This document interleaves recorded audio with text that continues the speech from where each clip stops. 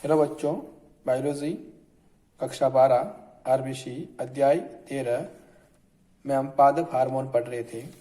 आज हम पढ़ते हैं जिब्रेलिन, जिसे शॉर्ट में जीएबी कहते हैं। इस हार्मोन की खोज के बारे में देखें तो इसकी खोज चावल में होने वाले एक रोग से हुई थी।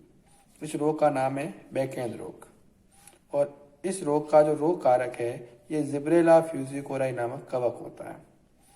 इस रोग के लक्षण देखें तो पादप में असामान्य वृद्धि होती है, मतलब जो नवोद्भिद पादप होता है वो तेज गति से बढ़ता है, लेकिन इसमें पुष्पन और फलन नहीं होता है।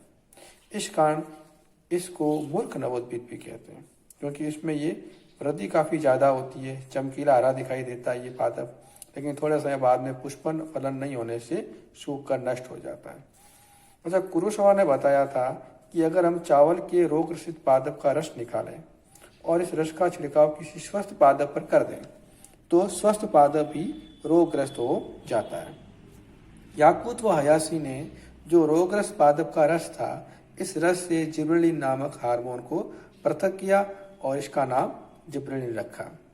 आज तक 100 से अधिक जिब्रेलिक अम्ल की खोज की जा चुकी है और इनका नामकरण GA first, GA second, GA third dash dash dash GA 100 से किया जाता है। ध्यान रखिए, GA3 सबसे पहले खोजा गया जिब्रेलिन था और ये सामान्य रूप से पादपों में पाया भी जाता है। अब अगर रासायनिक दृष्टि से देखें तो जिब्रेलिन टर्पिन्स होते हैं और इनका स्थानांतरण अध्रुवीय होता है। अगर इनकी संरचना देखें तो इनकी संरचना के अंदर एक गिबेन वलय पाई जाती है और इस गिबेन वलय में कार्बन की संख्या 19 से लेकर 20 तक होती है। अब हम पढ़ते हैं जिब्रेलिन का कार्य की प्रभाव। तो इसका पहला काम है पर्वों का दीर्घन। यह जो तना है उस तने के पर्व को बढ़ाता है, जिससे कारण तने और पत्तियों की लंबाई में वृद्धि होती है। जो रोजेटी स्वभाव के पादप होते हैं जैसे पत्ता गोभी है, इनमें एक पर्ण रहित दीर्घित पर्व का निर्माण होता है। उस निर्माण को प्रेरित करने वाला हार्मोन जिब्रेलिन ही है और ये जो पर्ण रहित एक लंबा पर्व बन जाता है, इस पर्व को बोल्ट कहते हैं और इस बोल्ट के बनने की क्रिया को बोल्टकरण कहते हैं। तो जो रोजेटी स्वभाव के पादप में बोल्टकरण होता है, बोल्ट का निर्माण होता है या बोल्टकरण होता है, ये जिब्रेलिन के कारण होता है। जैसे रोजेटी स्वभाव का पादप है, इसमें ये एक पत्तियों रहित लंबा पर्व बन जाता है और इस पर्व पर फिर बाद में पुष्प बनता है। इस पर्व को कहते हैं बोल्ट और इस बोल्ट के बनने की क्रिया को कहते हैं बोल्टकरण। तो इस प्रकार हम जिब्रेलिन द्वारा आनुवंशिक रूप से बने पादपों को लंबा कर सकते हैं। जिब्रेलिन का अगला कार्य देखें तो बीजांकुरण। जो धान्य फसलें होती है जैसे अपने चावल वगैरह है, बाजरा वगैरह है, इनमें बीजांकुरण को प्रेरित करता है। जब बीज को जल मिलता है, यानी जब बीज जल का अवशोषण करता है, तो इसके भ्रूण के अंदर जिब्रेलिन का संश्लेषण होता है और जिब्रेलिन फिर बीज के अंदर protease, amylase, lipase, ribo nucleus जैसे एंजाइमों के संश्लेषण को प्रेरित करता है और ये एंजाइम बीज में उपापचय क्रिया को प्रारंभ कर देते हैं, जिसके कारण बीज का अंकुरण हो जाता है। अगला काम प्रसुप्ति। तो ध्यान रखना, ये बीज वगैरह प्रसुप्ति भंग करता है, प्रसुप्ति को नष्ट करता है ताकि इनका बीजांकुरण हो सके। पुष्पन। तो ये क्या करता है, शीत उपचार और आपेक्षिक दीप्त काल को प्रतिस्थापित कर देता है, कम कर देता है, ताकि पादपों में पुष्पन हो सके। खासकर ध्यान रखिए, जो LDP पादप होते हैं, लॉन्ग डे प्लांट होते हैं, उन लॉन्ग डे प्लांटों में पुष्पन को प्रेरित करने का काम जिब्रेलिन द्वारा किया जाता है। और अंतिम काम अनिषेक फलन। तो ध्यान रखना, जिब्रेलिन है ये ऑक्सिन की तुलना में अधिक प्रभावशाली होता है अनिषेक फलन को प्रेरित करने में। मतलब अनिषेक फलन को ऑक्सिन और जिब्रेलिन दोनों प्रेरित करते हैं, लेकिन जिब्रेलिन का प्रभाव ऑक्सिन से ज्यादा होता है। अब अगला हार्मोन देख रहे हैं साइटोकाइनिन। पहले इसकी खोज देखें तो स्कूक और मिलर ने यीस्ट के DNA से एक कोशिका विभाजन को प्रेरित करने वाला पदार्थ अलग किया और इसका नाम इन्होंने काइनेटिन रखा। लेथम ने काइनेटिन का नाम बदल दिया और इसे साइटोकाइनिन नाम दे दिया।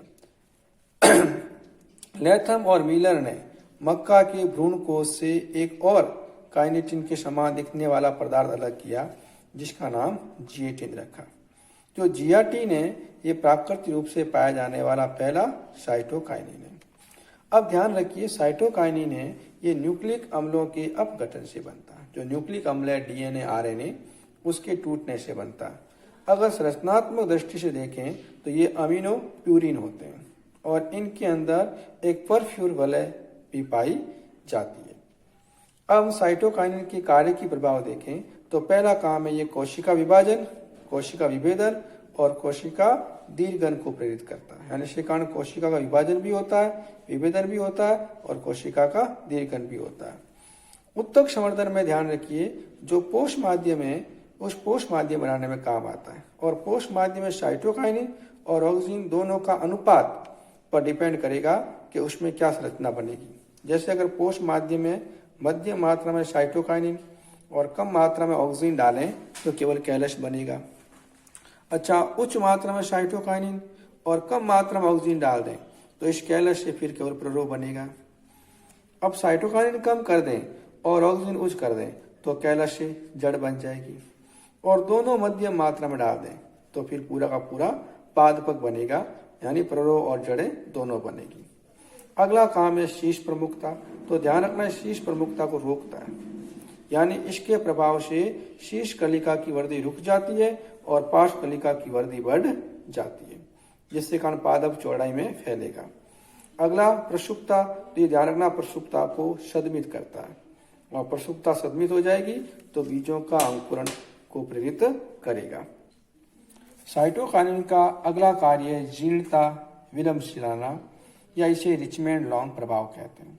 तो जो साइटोकाइनिन है इसके प्रभाव के कारण कोशिका में प्रोटीन, DNA, RNA और पर्णहरित का विघटन धीरे धीरे होता है, यानी ये सभी पदार्थ धीरे धीरे नष्ट होंगे। तो ऐसा होने से जो जीर्णता है, वृद्धावस्था है, वो देरी से आती है। इस घटना को रिचमोंड लॉन्ग प्रभाव भी कहते हैं। अब अगला हार्मोन शुरू करते हैं इथाइलिन। ये ध्यान रखिए, पादपों का गैसीय हार्मोन है, यानी गैसीय अवस्था में स्रावित होता है और गैने ने सबसे पहले बताया था कि ये जो इथाइलिन है ये पादपों का एक प्राकृतिक गैसीय हार्मोन भी है। अच्छा, इसका जो संश्लेषण है, जो संश्लेषित रसायन है, इथेफॉन है। इथेफॉन का रासायनिक नाम है 2-क्लोरो एथिलीन फॉस्फोरिक अम्ल। इस इथेफॉन से इथाइलिन प्राप्त होता है। अब इसका कार्य की प्रभाव देखें तो पहले वृद्धि पर देखें तो ध्यान रखना है, प्ररोह और मूल की लंबाई में तो वृद्धि को रोकता है लेकिन मोटाई में वृद्धि को प्रेरित करता है। यानी इथाइलिन के कारण जड़ तने की लंबाई में वृद्धि नहीं होकर के उसकी मोटाई में वृद्धि होगी और ये अपस्थानिक जड़ों के निर्माण को भी प्रेरित करता है। अगला काम फलों का पकाना। ये इथाइलिन का एक महत्वपूर्ण काम है। ये क्या करता है, फलों के परिपक्व संबंधी जीन को सक्रिय कर देता है, जिससे कारण फल परिपक्व हो जाते हैं। और फल पकते समय जिन फलों में इथाइलिन का निर्माण होता है उन्हें क्लाइमेटिक फल भी कहते हैं। फलों को पकाने में इथेफॉन का उपयोग कृत्रिम रूप से भी किया जाता है, मतलब कृत्रिम रूप से इथेफॉन काम में लेते हैं, क्योंकि इस इथेफॉन से जो इथाइलिन उत्पन्न होगा वो फलों को पका देगा। अगला पुष्पन। ये पुष्पन को रोकता है, लेकिन आम, अनानास है, इसमें पुष्पन को ध्यान रखना प्रेरित भी करता है। अच्छा, ध्यान रखना ये पादपों में मादा पुष्पन की संख्या को बढ़ाता है। अगला विलगन। तो ये ध्यान रखना फल है, पुष्प है, पर्ण है, इनमें विलगन को प्रेरित करता है, यानी इसके कारण जो फल, पुष्प, पर्ण है ये मात्र पादप से गिरकर अलग हो जाते हैं। और जीर्णता को भी ये प्रेरित करता है, यानी इसके कारण जीर्णता जल्दी से आती है। अब अंतिम हार्मोन अपन पढ़ रहे हैं। इस अंतिम हार्मोन का नाम है एब्सिसिक अम्ल, शॉर्ट में बोलते हैं इसको ABA। इसकी खोज वेरिंग ने की थी। वेरिंग ने जो एसर पादप है इसकी पत्तियों से एक डोरमिन नामक रासायनिक पदार्थ की खोज की। फिर एडिकोट ने कपास की पुष्प कलिशा से एब्सिसिन नामक पदार्थ की खोज की। फिर मालूम चला ये दोनों वाक्य में एक ही है, डोरमिन और एब्सिसिन एक ही है और इसका नाम एब्सिसिक अम्ल रखा गया। यह पादप को प्रतिकूल परिस्थितियों में सामना करने में सहायता करता है। इसी कारण ध्यान रखिए एब्सिसिक अम्ल को तनाव हार्मोन भी कहते हैं, यानी तनाव की परिस्थितियों में पादप को बचाता है। इसका अणुसूत्र C15H20 और O4 है। इसमें 5-5 कार्बन की 3 आइसोप्रीन इकाइयां पाई जाती है। और यह हरित लवक और में जो कैरोटीन नामक वर्णक होता है उस वर्णक के अपघटन से बनता है। कब? जब पादप में जल की कमी हो जाती है, उस समय कैरोटीन टूटता है और एब्सिसिक अम्ल का निर्माण होता है। अब इसका कार्य की प्रभाव देखें तो ये पत्तियों में विलयन को प्रेरित करेगा। दूसरा देखें तो ये बीजों और कलिकाओं में प्रसुप्ता को भंग करेगा ताकि कलिकाओं की वृद्धि हो जाए और बीजों का अंकुरण हो जाए। ये वाष्पोत्सर्जन को कम करता है क्योंकि ये रंध्रों को बंद कर देता है। चौथा काम वृद्धि देखें तो ये कोशिका विभाजन और परिवर्धन को रोक देता है, जिससे कारण पादप वृद्धि भी रुक जाती है। अतः यह वृद्धि निरोधक हार्मोन की श्रेणी में आता है। जीर्णता, तो ध्यान रखना जीर्णता को प्रेरित करता है। और तनाव हार्मोन, तो जब भी जलाभाव होता है, जल की कमी होती है, उस समय यह वाष्पोत्सर्जन को 56% तक कम कर देता है और प्रकाश संश्लेषण को 14% तक कम कर देता है ताकि पादप विपरीत परिस्थितियों को सहन कर सके। इसी कारण से